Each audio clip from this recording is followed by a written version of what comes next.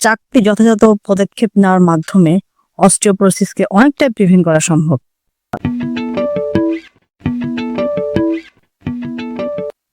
Osteoporosis একটি বিশ্বব্যাপী স্বাস্থ্য সমস্যা, যেখানে হাড়ের ঘনত্ব কমে যায় এবং হাড় ভঙ্গুর হয়ে পড়ে, ফলে হাড় ফেটে যেতে পারে বা অল্প কোনো আঘাতেই ভেঙে যেতে পারে। এটি সাধারণত বয়স বৃদ্ধির সাথে সম্পর্কিত, তবে সঠিক যত্ন নিলে এটি প্রতিরোধ করা সম্ভব। শুধুমাত্র 4টি যথাযথ পদক্ষেপ নেওয়ার মাধ্যমে অস্টিওপোরোসিসকে অনেকটাই প্রিভেন্ট করা সম্ভব। প্রথমেই আসি নিয়ন্ত্রিত ডায়েট, 2 নাম্বারটি হলো সাপ্লিমেন্ট, এরপরেই আসে এক্সারসাইজ এবং সর্বশেষ স্টেপটি হলো বিষাক্ত কিছু খাবার দাবারকে এড়িয়ে চলা। এই 4টি স্টেপ নিয়েই আজকে বিস্তারিত আলোচনা করব। তবে মূল আলোচনাতে যাওয়ার পূর্বে আসুন আমরা মৌলিক কিছু বিষয় জেনে নিই, যেমন আমাদের হাড়ের গঠনগত উপাদান এবং কার্যকারী। আমাদের হাড় খনিজ পদার্থ এবং প্রোটিনের সমন্বয়ে গঠিত। শুধুমাত্র খনিজ পদার্থ দ্বারা গঠিত হলে আমাদের হাড় খুবই ভঙ্গুর হতো, আবার শুধুমাত্র প্রোটিন দ্বারা গঠিত হলে তা অনেক নরম হতো, যেটা খুব সহজেই বেঁকে যেত। আমাদের হাড় রিমডেলিং প্রক্রিয়ার মধ্য দিয়ে সারা জীবন ব্যাপী পরিবর্তিত হয়। রিমডেলিং হলো নতুন বোন টিস্যু দ্বারা পুরাতন বোন টিস্যু প্রতিস্থাপিত হওয়া। গবেষণায় দেখা গেছে আমাদের প্রায় 20 বছর বয়সেই হাড় তার সর্বোচ্চ ভর অর্জন করে থাকে। যদিও মানুষের জিনগত পরিবর্তন, হরমোন, দৈনন্দিন লাইফস্টাইলের কারণে এটি পরিবর্তিত হতে পারে, তাই এই সময় আমরা যত বেশি মজবুত হাড় গঠন করতে পারবো, শেষ বয়সে তা আমাদের তত বেশি প্রোটেকশন দেওয়ার ক্ষমতা রাখবে। এই খনিজ উপাদানের মধ্যে অন্যতম হলো ক্যালসিয়াম, যা দ্বারা হাড়ের 99% গঠন সম্পূর্ণ হয়ে থাকে। আমাদের রক্তে যখন ক্যালসিয়ামের ঘাটতি হয়, তখন শরীর তার নিজস্ব প্রক্রিয়ার মাধ্যমে হাড় থেকে ক্যালসিয়ামকে বের করে আনার মাধ্যমে ব্লাডে ক্যালসিয়ামের ব্যালেন্স রক্ষা করে থাকে। ফলে ক্যালসিয়ামের অভাবে হাড় দ্রুত ক্ষয় হতে থাকে। ক্যালসিয়াম ছাড়াও আরেকটি গুরুত্বপূর্ণ উপাদান হলো ভিটামিন ডি, যা ক্যালসিয়াম অ্যাবজর্পশনের ভূমিকা পালন করে। এছাড়া আছে প্রোটিন, ম্যাগনেসিয়াম, ফসফরাস এবং পটাশিয়ামের মতো উপাদান। আমাদের শরীর নিজ থেকে ক্যালসিয়াম তৈরি করতে পারে না, তাই খাবারের মাধ্যমে আমাদের পর্যাপ্ত ক্যালসিয়াম গ্রহণ করা উচিত। গবেষণা অনুযায়ী বয়স ভিত্তিক আমাদের দৈনন্দিন প্রয়োজনীয় ক্যালসিয়ামের চাহিদা হলো 18 থেকে 15 বছর বয়সের পুরুষের জন্য 1000 মিলিগ্রাম, যেখানে মহিলার জন্য ঠিক 1000 মিলিগ্রাম, এবং 51 বছর বয়সের অধিক পুরুষের জন্য 1000 মিলিগ্রাম এবং 51 বছর বয়সের অধিক মহিলার জন্য 1200 মিলিগ্রাম। এখন আমাদের প্রথম স্টেপটি ডায়েট। ক্যালসিয়াম সমৃদ্ধ উৎসগুলোর মধ্যে অন্যতম হলো দুধ।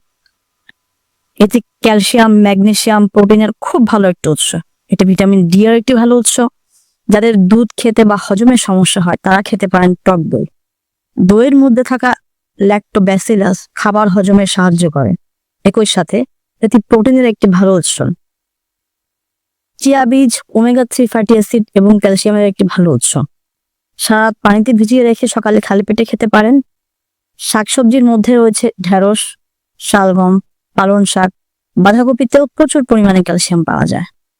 সব ধরনের বাদামের মধ্যে রয়েছে প্রচুর পরিমাণ ক্যালসিয়াম, ফাইবার, ক্যালসিয়াম, আয়রন ও খনিজ পদার্থ। মাত্র 1 টেবিল চামচ পেস্তাজনায় প্রায় 126 মিলিগ্রাম ক্যালসিয়াম থাকে। এটি সালাদ হিসাবেও বিকালের নাস্তায় খেতে পারেন। ফলের মধ্যে রয়েছে কমলা, যেটিতে প্রচুর পরিমাণ ক্যালসিয়াম থাকে। সারাদিন ব্যাপী এই খাবারগুলো আপনারা আপনাদের প্রয়োজন অনুযায়ী নিতে পারেন। ক্যালসিয়াম ঠিকমতো শোষণ হওয়ার জন্য ভিটামিন ডি এর প্রয়োজনীয়তা আবশ্যক। পর্যাপ্ত ভিটামিন ছাড়া শরীরে ক্যালসিট্রিওল হরমোন তৈরি হয় না, যার ফলে অপর্যাপ্ত ক্যালসিয়াম শোষিত হয়। খাবারের পাশাপাশি ভিটামিন ডি এর অন্যতম প্রধান উৎস হলো সূর্যালোকের সংস্পর্শে আসা। যখন সূর্যালোকের ইউভিবি রে আমাদের ত্বকে প্রবেশ করে, তখন শরীর ভিটামিন ডি তৈরি করে থাকে। এই প্রক্রিয়ার জন্য সক্রিয় ইউভিবি রে দরকার হয়। গ্রীষ্মকালীন রোদে সকাল 11টা থেকে বিকাল 3টা পর্যন্ত পর্যাপ্ত ইউভিবি রে থাকে, যেখানে শীতকালীন রোদে এর পরিমাণ খুবই কম দেখা গেছে। গবেষণায় দেখা গেছে হালকা ত্বকের অধিকারীরা অধিকতর কালো ত্বকের অধিকারীরা চেয়ে সূর্যালোকের মাধ্যমে দ্রুততম সময়ে ভিটামিন ডি তৈরি করতে পারে। এবং বয়স বৃদ্ধির সঙ্গে সঙ্গে এই ক্ষমতা আরো হ্রাস পায়। আমরা যারা এশিয়ান অধিবাসী আছি তাদের ক্ষেত্রে এই সমস্যাটা প্রবলতর হয়। সেক্ষেত্রে অবশ্যই আপনাকে ডায়েটের উপর নির্ভরশীল হতে হবে। দুধ, দইয়ের মতো পূর্ণ চর্বিযুক্ত খাবারে ভিটামিন ডি এর পরিমাণ বেশি থাকে। এছাড়া ডিম, কমলা, মাছের তেলে রয়েছে প্রচুর পরিমাণ ভিটামিন ডি। হেডলাইন সূত্র অনুযায়ী কিছু মাশরুম যেমন মাইতা মাশরুম, মোরেল, শিতাকে জাতের মাশরুমগুলো সূর্যালোকের সংস্পর্শে এলে প্রচুর ভিটামিন ডি তৈরি করে থাকে। এবার আসি আমাদের দ্বিতীয় স্টেপটি, যেটি হলো সাপ্লিমেন্ট। ডায়েটের মাধ্যমে গ্রহণ করা ছাড়াও অনেকেই ওটিসি প্রোডাক্ট হিসেবে ক্যালসিয়াম এবং ভিটামিন ডি সাপ্লিমেন্ট নিয়ে থাকেন। উল্লেখযোগ্য ব্যাপার হলো চিকিৎসকের পরামর্শ ছাড়া দীর্ঘদিন ধরে এই ধরনের সাপ্লিমেন্ট খাওয়া কোনোভাবেই নিরাপদ না, কারণ এতে অধিক পরিমাণ ক্যালসিয়াম গ্রহণের আশঙ্কা থাকতে পারে। আপনার শরীরে ঠিক কি পরিমাণ ক্যালসিয়ামের ঘাটতি রয়েছে সেটা ঠিক মতো জানার পরেই নির্ধারিত হয় আপনি বাকি কতটুকু সাপ্লিমেন্ট নিবেন এবং ঠিক কতদিন পর্যন্ত নিবেন। বয়স, জেন্ডার অনুযায়ী তা ভিন্নতর হতে পারে। এছাড়া এটি জিআই প্রবলেম তৈরি করতে পারে। এছাড়া কিছু ড্রাগের সাথে ইন্টারাকশন তৈরি করতে পারে, যেমন যাদের হাইপার টেনশন প্রবলেম আছে, ডায়াবেটিক প্রবলেম আছে, তাদের ওষুধের সাথেও এটি প্রবলেম হতে পারে। তাই অবশ্যই চিকিৎসকের পরামর্শ ছাড়া অধিক পরিমাণে সাপ্লিমেন্ট গ্রহণ করা থেকে বিরত থাকবেন। এবং 3 নম্বর স্টেপটি হলো এক্সারসাইজ। আমাদের হাড়ের সাথে মাসল, লিগামেন্ট অ্যাটাচ থাকে। এক্সারসাইজের ফলে মাসল হয় এবং বোন গ্রোথে যেটা হেল্প করে, ফলে বোন ফ্র্যাকচারের ঝুঁকি অনেকটাই কমে যায়। একই সাথে বোন ডেনসিটি ইনক্রিজ করে এবং অস্টিওপোরোসিসের ঝুঁকি অনেকটা কমে যায়। কিছু ওয়েট বিয়ারিং এক্সারসাইজ যেমন হাঁটা, দৌড়ানো, লাফানো, জগিং হাড় গঠনের জন্য খুবই উপকারী এক্সারসাইজ। মাসল স্ট্রেচিং এক্সারসাইজ, এছাড়া কিছু ব্যালেন্স এক্সারসাইজ যেমন ইয়োগা হাড় গঠনকে সুগঠিত করে এবং মজবুত করে। আনওয়ান্টেড ফল থেকে পড়ে যাওয়া রক্ষা করে।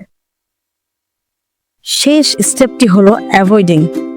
কিছু বিষাক্ত খাবার দাবার এড়িয়ে চলা, যেগুলো অস্টিওপোরোসিস প্রোগ্রেশনে সাহায্য করে, যেমন লবণ।